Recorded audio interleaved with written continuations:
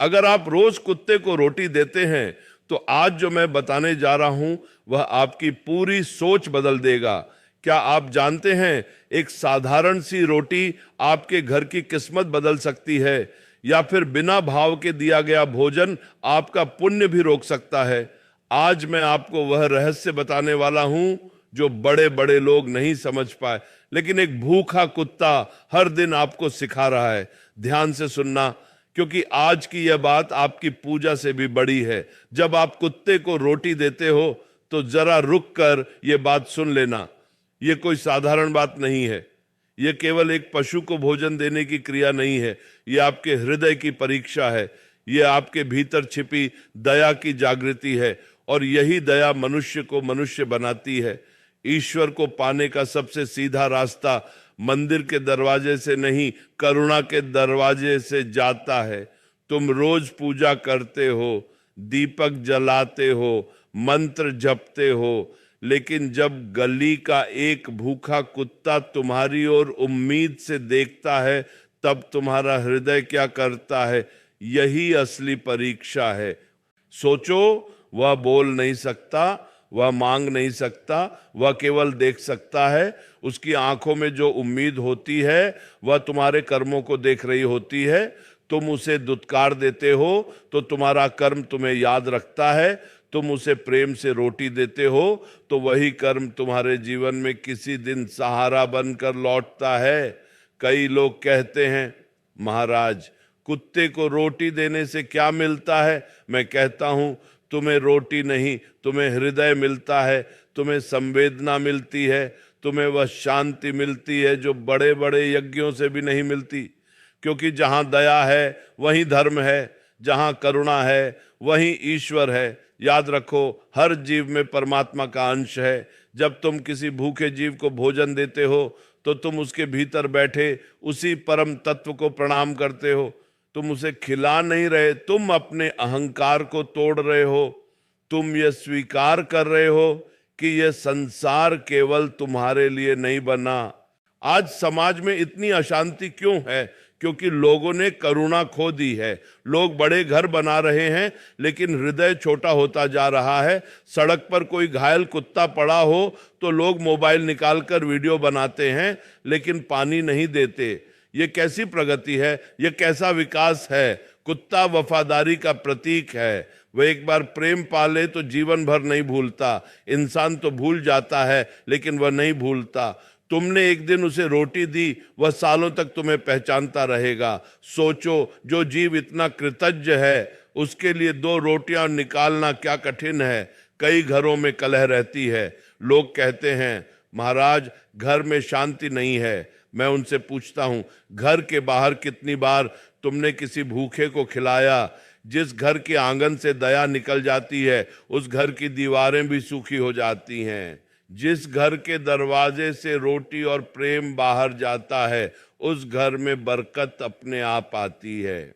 यह कोई अंधविश्वास नहीं है, यह कर्म का विज्ञान है। जब तुम देते हो तब तुम्हारे भीतर देने की वृत्ति पैदा होती है। देने वाला कभी खाली नहीं रहता। जो केवल जमा करता है उसका मन हमेशा डरा रहता है, लेकिन जो बांटता है उसका मन निडर रहता है। तुम मंदिर में प्रसाद चढ़ाते हो, अच्छा है, लेकिन क्या कभी सोचा कि मंदिर के बाहर बैठे जीवों को भी प्रसाद चाहिए? अगर भगवान तुम्हारे सामने किसी भूखे कुत्ते के रूप में आ जाएं तो क्या तुम पहचान पाओगे? ईश्वर परीक्षा लेने के लिए बड़े बड़े चमत्कार नहीं करते, वे छोटी छोटी स्थितियों में तुम्हें परखते हैं। कुत्ते को रोटी देना केवल दान नहीं है, यह तुम्हारी चेतना का विस्तार है। जब तुम उसे बुलाकर प्रेम से खिलाते हो तो तुम्हारे भीतर की कठोरता पिघलती है, तुम्हारी आत्मा हल्की होती है, और जो आत्मा हल्की होती है वही ऊपर उठती है। कुछ लोग कहते हैं, महाराज, हमें डर लगता है। डर तब लगता है जब मन में दूरी हो। प्रेम करोगे तो डर भाग जाएगा। हाँ, सावधानी रखो, लेकिन हृदय बंद मत करो। संसार में संतुलन जरूरी है, विवेक भी जरूरी है, लेकिन करुणा उससे भी जरूरी है। एक छोटी सी बात याद रखो, जब भी रोटी बनाओ एक रोटी अलग रखो। यह सोचकर रखो कि यह किसी भूखे जीव के लिए है। यह भावना ही तुम्हारे घर में सकारात्मक ऊर्जा लाएगी। बच्चे जब देखेंगे कि माता पिता जीवों के प्रति दयालु हैं तो उनके संस्कार भी वैसे ही बनेंगे। आज की पीढ़ी को किताबों से ज्यादा उदाहरण की जरूरत है। तुम अपने बच्चों को दया सिखाना चाहते हो तो उन्हें साथ लेकर जाओ और किसी भूखे जीव को खिलाओ। वह दृश्य उनके मन में जीवन भर रहेगा। कर्म कभी व्यर्थ नहीं जाता। आज तुमने किसी जीव की भूख मिटाई, कल जब तुम संकट में होंगे तो अदृश्य रूप से सहायता मिलेगी। यह प्रकृति का नियम है, जो देता है वही पाता है। लेकिन शर्त यह है कि देने में अहंकार ना हो। रोटी देते समय यह मत सोचो मैं बड़ा दानी हूं, यह सोचो मुझे अवसर मिला है, अवसर मिला है पुण्य कमाने का, अवसर मिला है अपने भीतर की करुणा को जगाने का। और सुनो, केवल रोटी देना ही पर्याप्त नहीं है, शब्द भी देना, एक मीठा शब्द भी देना, क्योंकि प्रेम भी भोजन है। कई बार जीव पेट से ज्यादा प्रेम का भूखा होता है। अगर कभी तुम्हारे जीवन में अकेलापन महसूस हो तो किसी जीव से प्रेम करके देखो, तुम्हें लगेगा जैसे तुम्हारा हृदय फिर से धड़कने लगा है, क्योंकि प्रेम देना ही प्रेम पाना है। याद रखो, धर्म केवल पूजा पाठ का नाम नहीं है, धर्म का अर्थ है धारण करना। तुम क्या धारण कर रहे हो, क्रोध, घृणा या दया? यही तय करेगा कि तुम्हारा जीवन कैसा होगा। जब भी तुम किसी कुत्ते को रोटी दो, एक क्षण के लिए आंखें बंद करके ईश्वर को धन्यवाद कहना, प्रभु आपने मुझे देने योग्य बनाया। यह भावना तुम्हें भीतर से समृद्ध बनाएगी। और अगर कभी परिस्थिति ऐसी हो कि तुम रोटी न दे सको तो कम से कम उसे दुत्कारो मत, किसी को अपमानित मत करो, क्योंकि अपमान भी एक कर्म है और उसका फल भी मिलता है। आज मैं तुमसे केवल इतना कहता हूं, अपने जीवन में दया को स्थान दो, करुणा को स्थान दो, क्योंकि जहां दया है वहीं सच्चा धर्म है, जहां करुणा है वहीं ईश्वर है। जब अगली बार कोई कुत्ता तुम्हारी ओर देखे तो समझ लेना यह तुम्हारे लिए एक अवसर है, अवसर अपने हृदय को बड़ा करने का, अवसर अपने कर्म को उज्जवल बनाने का, अवसर ईश्वर के और निकट जाने का। और अंत में बस यही कहूंगा, रोटी छोटी है लेकिन उसका भाव बहुत बड़ा है, कर्म छोटा है लेकिन उसका फल अनंत है। तुम आज एक जीव की भूख मिटाओगे, कल ईश्वर तुम्हारे जीवन की भूख मिटाएंगे। करुणा से बड़ा कोई मंत्र नहीं, दया से बड़ा कोई यज्ञ नहीं, और प्रेम से बड़ा कोई धर्म नहीं। अगर यह बात तुम्हारे हृदय को छू गई हो तो आज से एक संकल्प लो, रोज नहीं तो सप्ताह में एक दिन किसी भूखे जीव के लिए रोटी अवश्य निकालोगे। देखना, धीरे धीरे तुम्हारा जीवन बदलने लगेगा, शांति बढ़ेगी, संतोष बढ़ेगा, और सबसे बड़ी बात, तुम्हें भीतर से सच्ची खुशी मिलने लगेगी। ईश्वर तुम्हारे हृदय को करुणा से भर दे, तुम्हारे घर में शांति दे और तुम्हें देने की शक्ति दे। यही आशीर्वाद है। जब मैं कहता हूं कि कुत्ते को रोटी देना साधारण कार्य नहीं है तो इसका अर्थ केवल इतना नहीं कि तुमने एक भूखे पेट को भर दिया। इसका अर्थ यह है कि तुमने अपने भीतर सोई हुई संवेदना को जगाया, और जिस दिन मनुष्य की संवेदना जाग जाती है उसी दिन उसका आध्यात्मिक जीवन शुरू होता है। प्रेमानंद जी महाराज कहते हैं, ईश्वर तक पहुंचने के लिए कठिन तपस्या की जरूरत नहीं, कोमल हृदय की जरूरत है। कठोर तप तो पत्थर भी कर सकता है, लेकिन दया केवल जीवित हृदय ही कर सकता है। सोचो, एक कुत्ता पूरे दिन सड़क पर भटकता है, धूप सहता है, बारिश सहता है, ठंड सहता है, उसे न कोई घर है न कोई निश्चित भोजन, वह केवल प्रकृति के भरोसे जीता है। ऐसे में जब उसे कहीं से एक रोटी मिल जाती है तो वह केवल भोजन नहीं पाता, उसे एक आश्वासन मिलता है कि दुनिया पूरी तरह कठोर नहीं हुई, और ये आश्वासन देने वाला तुम हो सकते हो। तुम्हारे घर में रोटी बनती है, कभी कभी बच भी जाती है, लेकिन उसी रोटी का एक टुकड़ा किसी जीव के लिए जीवन और मृत्यु का अंतर बन सकता है। तुम सोचते हो इतनी सी रोटी से क्या होगा? मैं कहता हूं, उस रोटी से तुम्हारा मन बदल जाएगा, और जब मन बदलता है तब भाग्य बदलने में देर नहीं लगती। कई लोग पूछते हैं, महाराज क्या सच में इससे पाप कटते हैं? देखो, पाप कोई बाहर की चीज नहीं है, पाप मन की कठोरता है। जब तुम दया करते हो तो वह कठोरता पिघलती है, वही पिघलना पाप का क्षय है। ये कोई जादू नहीं, ये चेतना का परिवर्तन है। तुमने देखा होगा, जो लोग जीवों से प्रेम करते हैं उनके चेहरे पर एक अलग प्रकार की शांति होती है। क्यों?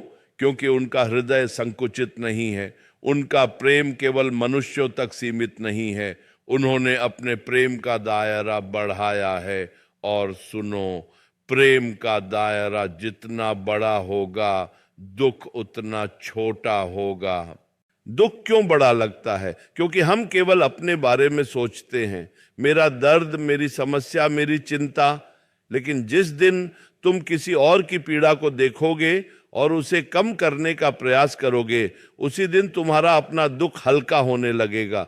कुत्ते को रोटी देना एक साधना है, ये साधना तुम्हें नम्र बनाती है। जब तुम झुककर उसे खिलाते हो तो तुम्हारा अहंकार झुकता है, और जहां अहंकार झुकता है वहीं कृपा उतरती है। आज मनुष्य का सबसे बड़ा रोग क्या है? अहंकार। मैं कमाता हूं, मैं खिलाता हूं, मैं देता हूं, यह मैं ही दुख का कारण है। लेकिन जब तुम यह सोचकर रोटी देते हो कि प्रभु ने मुझे माध्यम बनाया, तो यह मैं धीरे धीरे मिटने लगता है। एक और बात याद रखो, जीवों के प्रति दया करने वाला व्यक्ति कभी अंदर से गरीब नहीं होता। भले उसकी जेब में कम हो, लेकिन उसके हृदय में बहुत होता है। और जिसका हृदय समृद्ध है, उसका जीवन कभी खाली नहीं रहता।